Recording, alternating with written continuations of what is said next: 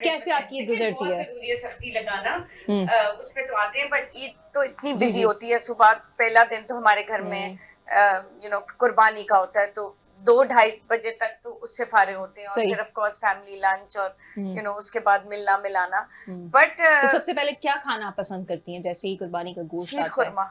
अच्छा, शीर खुरमा आप खा उससे शुरुआत हाँ, करती हैं, उससे और हमारे गोश्त कैसे उसके कोई अच्छा, पर्टिकुलर हमारे हिस्सा? यहाँ द थिंग इज कि हम बहुत, क्योंकि मेरी वजह से बहुत हेल्थ कॉन्शियस है, तो हमारे यहाँ जो वो गोश्त का एहतमाम भी होता है वो भी लेस सॉल्ट के साथ होता है। और हम प्रेफर करते हैं कि जित जित और जो घी और जो ऑयल हम इस्तेमाल नहीं करते, तो हम घी का इस्तेमाल करते हैं। और ओके। घी क्योंकि उसमें SCFAs हैं, शॉर्ट चेन फैटी एसिड्स, और वो राइट। आपके लिए सबसे ज्यादा फायदेमंद है। तो अच्छा खाना अच्छा जो अच्छा है अच्छा। वो पकना ही घी में चाहिए, डब्बे वाले घी से नहीं, जो हम्म। आपके गांव से आ रहा है, जो आपको पता है कि उस काव का, उस गाय का हम्म। ये आ रहा है हमारे ठीक है, घर तो में। घी इस्तेमाल करना घी चाहिए, ठीक इस्तेमाल है करना ठीक है। चाहिए, ऑयल बिल्कुल नहीं इस्तेमाल करना और चाहिए। जिसका गाँव ही ना हो।